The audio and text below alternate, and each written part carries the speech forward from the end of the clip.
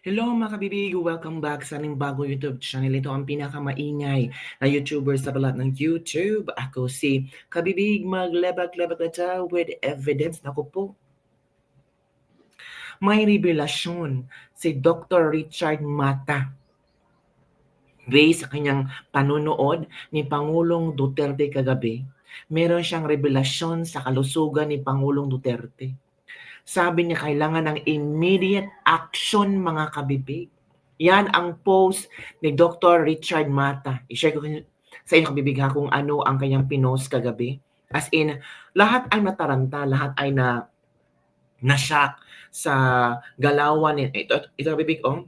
Yan ang post ni Dr. Richard Mata ha. Basahin natin ha. Sa nakita nating kakaibang pagsalita ni former President Rodrigo Roa Duterte sa ICC at sa edad na niya, he needs to be released immediately at dapat nasa hospital care. Kahit sabihin man nila na okay lang si Pangulong Duterte doon, na check up na, sabi niya nga okay siya, pero iba talaga pag nandun siya sa hospital. Changes in speech should not be considered ordinary, especially for old people. It can be first signs of stroke. Nako, kinakabahan ako kabibig. God forbids, especially with a combination of emotional and physical stress and sudden changes of maintenance meds. Decisions should be done ASAP. No doctor, regardless of political preference, will disagree with my standpoint. Department of Health Philippines, the former president is still a Filipino. Please issue a health statement for him. He needs immediate medical care. Dr. Richard Mata. So yan po ang post ni Dr. Richard Mata, ang kanyang assessment based sa napanood niya na pagsalita ni Pangulong Duterte na marami ang concern, marami ang naguluhan or talagang umiyak nga yung iba habang naririnig nila si Pangulong Duterte na nagsalita. Kasi ibang-iba talaga si Pangulong Duterte. Though, sinabi ni VP Sara nung nakausap niya si Pangulong Duterte na okay lang siya at meron pa namang mensahe si Pangulong Duterte para sa ating lahat. Pero, iba talaga pag alam mo naman ang mga doktor natin sa Pilipinas, di ba? I don't know kung ano ang statement ng ibang doktor hinggil dito, pero parang tayo nga, nung nakita natin si Pangulong Duterte, nataranta tayo. Ibang doktor pa kaya, di ba? So, yun na nga kabibig. Sana makita ito ng VP Sara. Sana may makapagsalita din ng ibang doktor hinggil sa statement ni Pangulong Duterte. On the other hand, mga kabibig, naglabas ng statement si VP Sara at kumusta ang kanyang ama doon sa, ang tawag dito, sa ICC. Oh, ito pala ang mensahe ni Pangulong Duterte para sa ating lahat. So manood tayo ha. Meron pa din magpaka-joke si Pangulong Duterte, no? Pero kahit nagpa-joke siya, alam naman natin na hirapan siya. Ito na.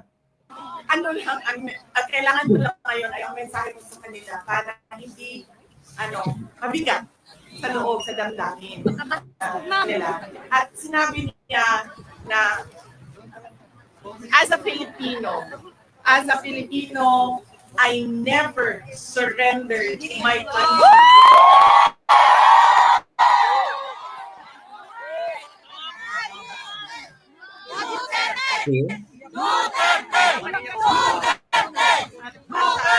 Sinabi niya, wala kayong masabi na meron akong Pilipino na binigay sa mga tayo. See?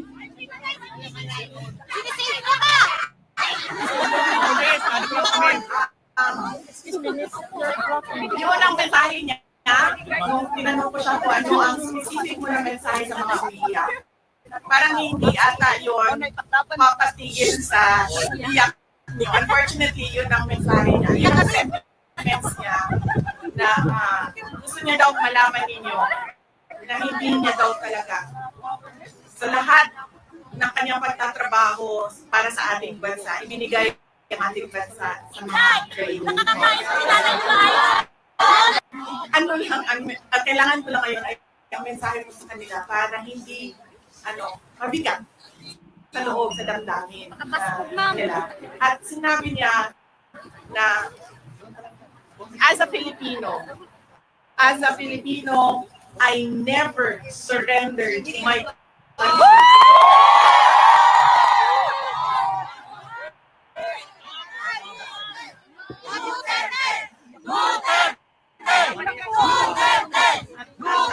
sinabi niya, wala kayong masabi na meron akong Pilipino na binigay sa mga kayo.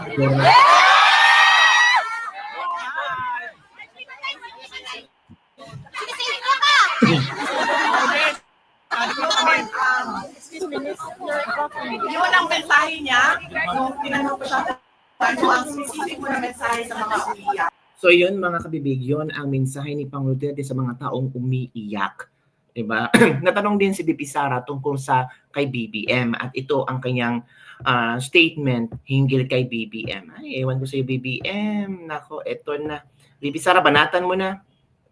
Tumakbo ako, naging Vice President ako at hinabol nila si President Duterte.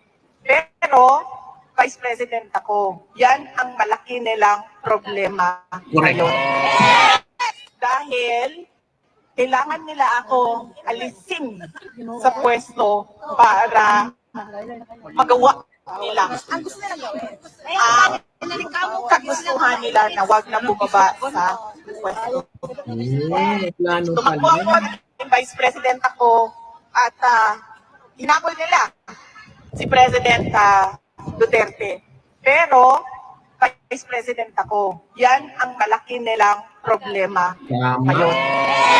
Dahil kailangan nila ako alisin sa pwesto para magawa nila. Gustuhan nila na wag na bumaba sa pwesto. Tama mga kabibig. Ginagawa nila talaga. Kasi ang naisip nila, grabe yung hatak ng tao kay PRRD. So, kailangan unahin si PRRD na mawala sa eksena. So, last year pa lang or the other year pa lang, nakipag-coordinate ang BBM administration sa ICC. Oo mga kabibig. May mga chika-chika noon na may nakapasok na ICC, tapos si Tambalos-los down, nakipag-usap sa hotel, tapos doon in-house sa hotel. So yun mga kabibig. Grabe. PRRD, ICC, kalusugan, may mga doktor ba nagsalita aside from Dr. Richard Mata? Ewan ko kung yung ibang doktor ba ay magsasalita kasi ang nabasa ko si Dr. Richard Mata lang ang nagtawag dito nag-assess base sa kalusugan ni Pangulong Duterte, di ba? Panoorin ulit natin ang video ni PRRD ha sa ICC kung tama ba si Dr. Richard Mata na tawag dito yung pagsalita niya kabibig ba. Marami ang nagsasabi na kawawa naman si Pangulong Duterte, nakakaiyak ang kanyang mga salita, ang kanyang statement, yung ang tawag dito. Ito mukhang madali mong may panalo ito tay. Ay, ito. May explanation ng isang lawyer kabibig ha, Mano. Makinig tayo. May nakita akong video para sa inyo. Ano kaya itong explanation na mas madali itong mapanalo ni Pangulong Duterte? Ito na. Hearing, because as you will know, Christian, this is not the start of a trial. We have to be clear. At the confirmation of charges hearings, the judges will have a chance to look at the evidence presented by the prosecution, presented by the defense, and also from the victims' representatives. And that date has been set for the 23rd of September this year. So at that point, the judges will then decide whether there is sufficient evidence presented in order to justify sending this to trial. The other thing that's really interesting to note about this hearing today is that Rodrigo Duterte is entitled to apply for interim release pending any future trial. He's 79 years old. He turns 80 this month. He did appear to be napping during this initial appearance remotely, and so indeed we expect the defence to apply for him to be released temporarily. His daughter, Sarah, has accompanied him here to The Hague. She was sitting in the front row of the public gallery just a few feet away from me. We are expecting charges hearing because, as you know, Yun pala kabibig. So pwedeng makalabas si Tatay Digong mga kabibig. At least na binigyan ng ICC si Tatay na pwedeng interim ba yun na pwede siyang maka-request doon mga kabibig. So magpanalangin tayo na sana hanapan ng solusyon ni Attorney Harry Roque itong pagkakulong ni Pang Duterte doon sa ICC, at marami namang ngayon mga kabibig, ang daming mga rally sa Liwasan Bonifacio kabibig, nagrarally na ang mga tao ngayon mga kabibig. As in, shocking na yung ibang mga kakamping. Nako, ito pa kabibig ha, may isa pang video yung gusto kong i-share sa inyo. Later na lang sa ating pagbabalik sa ating chika-chika boom boom ito sa aking channel, kasi ang dami nagsilabasan yung iba ayaw na kay na si Digong ay mapasok sa ICC, yung iba naman ay happy na si Digong ay mapasok sa ICC. Oo, grabe. So, yung lang muna kabibig ang ating latest lebak-lebak for today. Don't forget to like, subscribe, and share this video. Comment down below. Tama ba itong mga prediction ni Dr. Richard Mata sa kalagayan ni Pangulong Duterte? Sabi niya, he needs immediate care. Dapat inilagay siya sa hospital care. Kailangan niya yun. Baka mahuli ng lahat. For God's forbids about that. Kasi nakakatakot din ako mga kabibig. So lang kabibig ang ating latest lebak-lebak for today. Don't forget to like, subscribe, and share this video. Bye everyone. See you next time.